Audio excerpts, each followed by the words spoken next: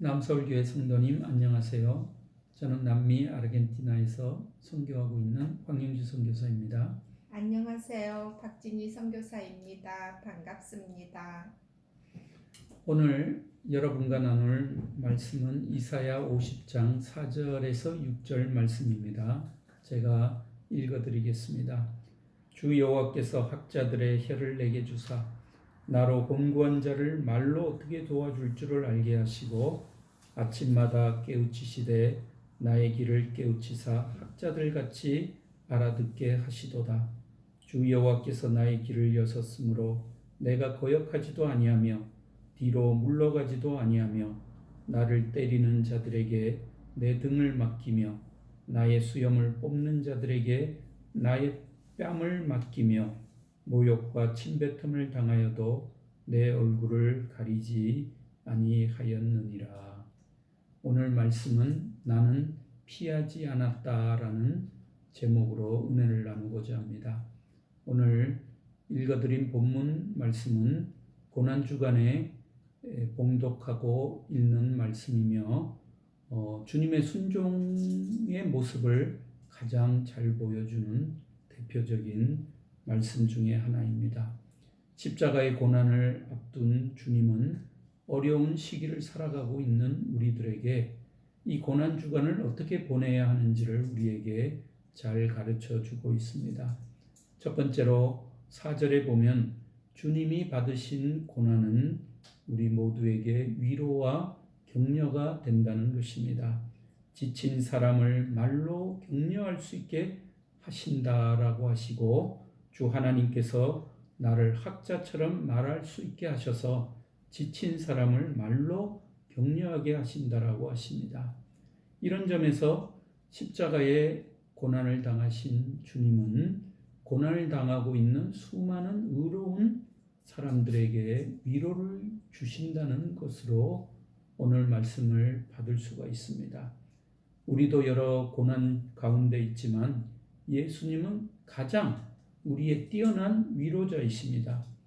그분은 보혜사 위로자 성령님을 우리에게 보냈습니다.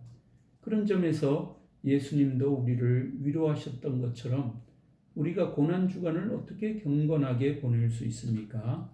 그것은 바로 예수님처럼 우리의 이웃을 위로하는 사람으로 살아가는 것이 가장 경건하게 보내는 방법일 것입니다. 정말 이번 고난 주간은 어려운 시기를 함께 보내고 있습니다. 한국만이 아니라 여기 남미도 코로나 바이러스로 인해 정말 생각지도 않은 어려움과 고난 속에 우리가 처해 있습니다.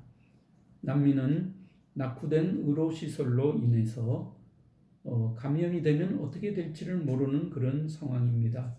그래서 모든 국가들이 지금 의무 격리를 하고 있습니다. 집에 있어야 하고 나가면 안 되고 길에 가면은 경찰이 붙들고 벌금을 내게 있습니다. 그래서 저도 한 달 동안 집안에 격리하고 또한 의무적으로 집안에 있습니다. 또한 아르헨티나 경우에 코로나 바이러스를 테스트할 키트가 없어서 하루에 400번만 한다고 합니다. 병실도 없고 또한 호흡기도 부족한 상태입니다. 교민들은 불안해서 다들 전세기를 타고 한국으로 돌아가고자 하는 교민들이 많이 있습니다.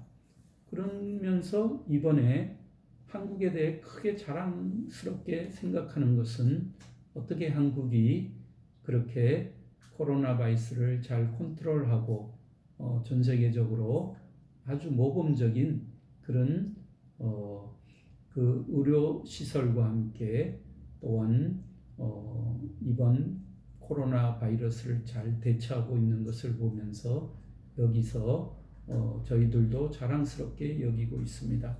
그런데 여기는 3월부터 의무 격리를 해서 처음에 15일 하고 또한 지금까지 또 15일을 하고 있습니다. 4월 13일 부활주일이 되면 또 4월 말까지 의무 격리를 하고 있다고 합니다. 지금 식품 가격이 오르고 있고 또한 한 달 동안 일을 하지 못해서 하루 벌어 살아야 하는 노동자들이 돈이 없어서 지금 정부에 1,500만 명의 국민이 실업수당을 신청을 했습니다.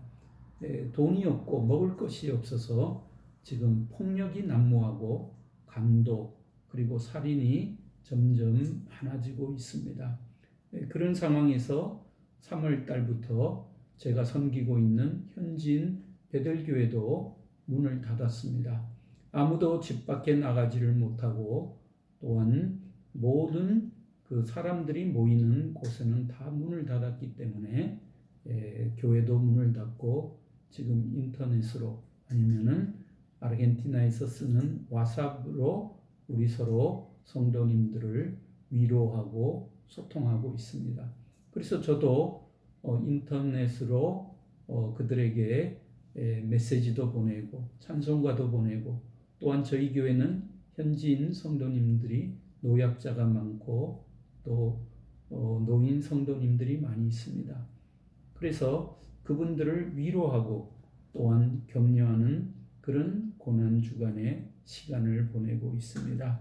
이런 점에서 우리 이 고난주간은 나 혼자만 살겠다고 하면 안 되는 것 같습니다. 시기하고 분쟁하는 일보다 우리가 십자가에 돌아가셔서 우리를 위로하시는 그 고난 가운데서도 우리를 위로하시고 격려하시는 주님을 만나 우리도 이웃을 만나고 격려하고 위로하는 그런 믿음의 사람으로 고난주간을 보내야 하겠습니다. 그리고 두 번째로 주님의 고난은 우리로 하여금 고난의 의미를 깨닫게 하십니다. 4절에 보면 아침마다 나를 깨우쳐 주시고 나의 길을 깨우치셔서 학자처럼 알아듣게 하신다라고 하고 있습니다. 사실 위기라는 말은 위태할 위와 틀기라는 말이 있습니다. 이 말은 위험한 시기라고 하는 것은 틀이 될 수 있다라는 말입니다. 이렇게 위기가 올 때 새로운 도약을 할 수 있는 틀이 된다는 말씀입니다. 위기가 그냥 어려움 속에서 낙심하고 좌절하여 그냥 삶을 나락으로 떨어지게도 할 수 있지만 그러나 잘 관리된 위기는 한 사람의 삶을 아니면 다른 사람의 삶을 또 다른 차원으로 올리는 역할을 하게도 하는 것입니다. 주님은 예루살렘을 통과하셔서 이제 십자가 골고다로 가십니다. 그 영광의 길이 아니라 고난과 죽음의 길이었습니다. 주님은 생애의 위기 가운데 계셨지만 그 고난의 의미를 깨달으시고 그 길을 깨우쳐 주셔서 학자처럼 알아듣게 해주셨다고 합니다. 생애의 위기의 의미를 발견한 주님은 담담히 십자가의 고난을 감당하셨고 그 고난은 온 인류를 구원하시는 그 구주가 되신 위기였던 것입니다. 만약 주님이 고난을 슬기롭게 넘기지 못하셨다면 오늘 우리에게 구원의 길도 열리지 않았을 것입니다. 생의 위기가 오히려 주님에게 또 다른 영광의 길로 가게 하신 것처럼 고난 속에서 고난의 의미를 깨닫게 될 때 그것은 위기가 아니라 새롭게 도약하는 틀로 변화하게 될 것입니다. 이번 주에 저희 베들교회 성도님 가정에 강도가 들어왔습니다. 그 노동자로 먹을 것이 없어서 강도가 되어 담을 넘어 집에 들어오게 된 것입니다. 돈을 달라고 칼로 그 남편 되는 그 아버지를 찌르기도 했습니다. 그러면서 그 강도가 들어와서 어려운 상황을 맞은 그 가정을 위로하기 위해서 신방을 갔습니다. 그리고 위로하고 돌아왔는데 저는 그 분들의 말을 듣고 큰 위로와 격려를 얻게 되었습니다. 그 성도님의 그 부인이 이런 말을 했습니다.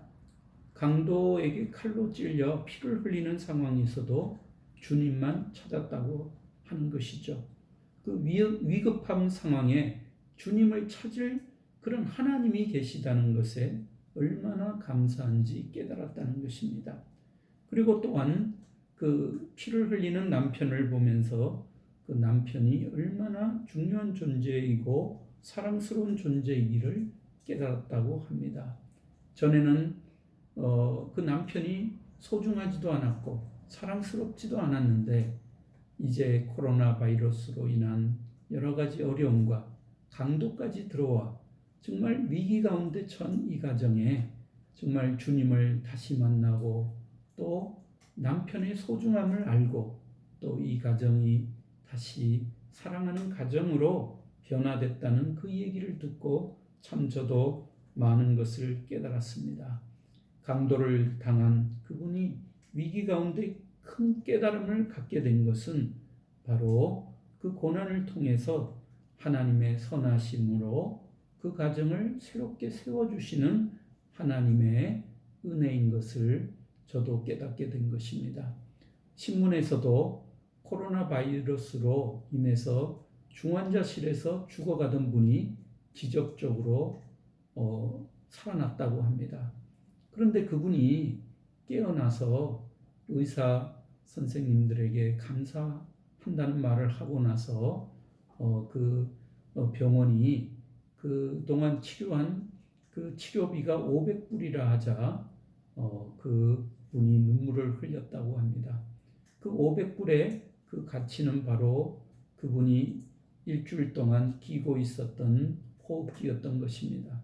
호흡기 때문에 그분이 살아났는데 그분이 눈물을 흘린 것은 호흡기 때문에 그런 것이 아니라 그동안 자기가 숨쉬고 또한 사는데 하나님께 감사하지 아니하고 이렇게 자유스럽게 다니고 또 걸어 다니고 그리고 살 수 있는데 한 번도 감사하다는 마음을 하지 않은 것에 대해서 눈물을 흘리고 그분이 생의 의미를 새롭게 깨닫게 했다는 것을 읽으면서 저도 깨닫게 됐습니다.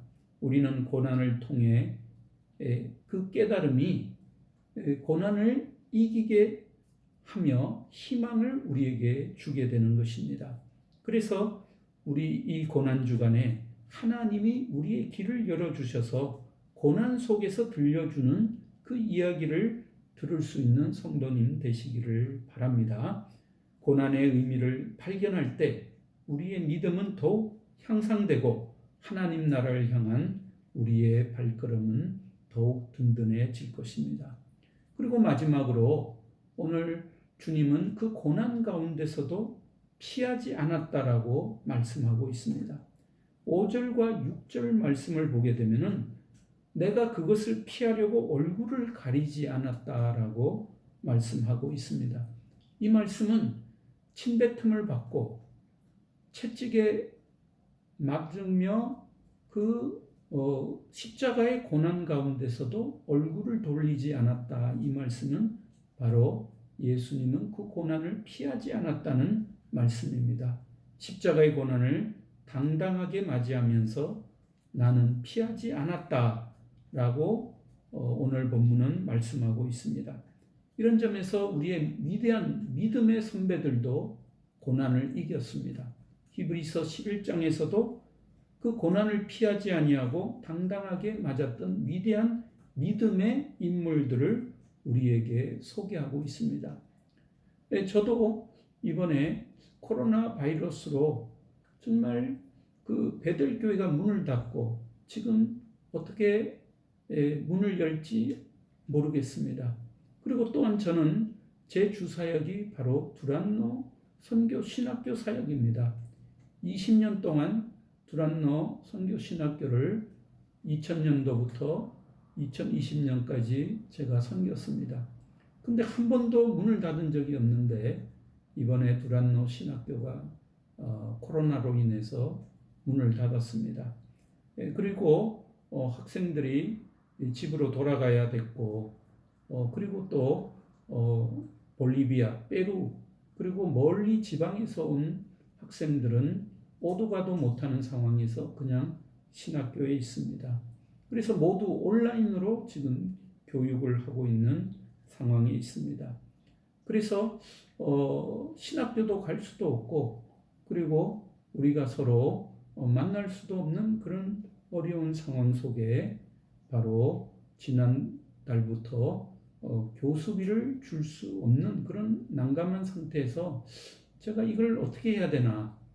그리고 학생들은 신학교에 일부는 있고 정말 교회처럼 문을 닫을 수도 없는 그런 난감한 상황에서 교수 회의를 했는데, 그 교수분들이 이번 1학기 이런 어려운 상황에 우리가 다들 힘을 모아서 신학교를 살리고 교수비를 안 받고 자비로 섬기겠다. 그러면서 우리 함께 기도하고 또한 당당히 이 어려움을 이겨나가고 있습니다. 참 주님도 당당히 고난을 이기신 것처럼 우리도 이 어려울 때일수록 그 더욱 연단받아 정금같이 단련되는 믿음의 성도님이 되어야 될 줄로 믿습니다. 경제적인 어려움, 그리고 또한 죽음의 그 질병으로 위협 속에서 불안해하지만, 그러나 주님도 당당히 고난을 맞이하시고 피하지 않았다. 그런 그 고백을 하신 것처럼 우리도 십자가의 그 고난을 묵묵히 참고 나는 피하지 않았다라는 주님의 음성을 듣고 우리도 당당하게 위기를 맞이하고 고난 주간에 승리하시는 한국교회 남서울교회 성도님 되시기를 주님의 이름으로 축원드립니다.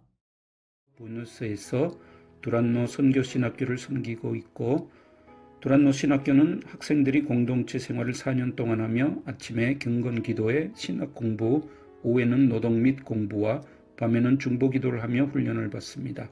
1년에 2번 선교여행을 통해 실습을 합니다. 저희 선교 전략은 오지에서 학생들이 와서 여기서 훈련을 받고 다시 돌아가서 교회를 세우고 복음을 전하는 것입니다. 이때까지 300명의 학생들이 남미 지역에서 와서 공부를 하고 돌아갔습니다.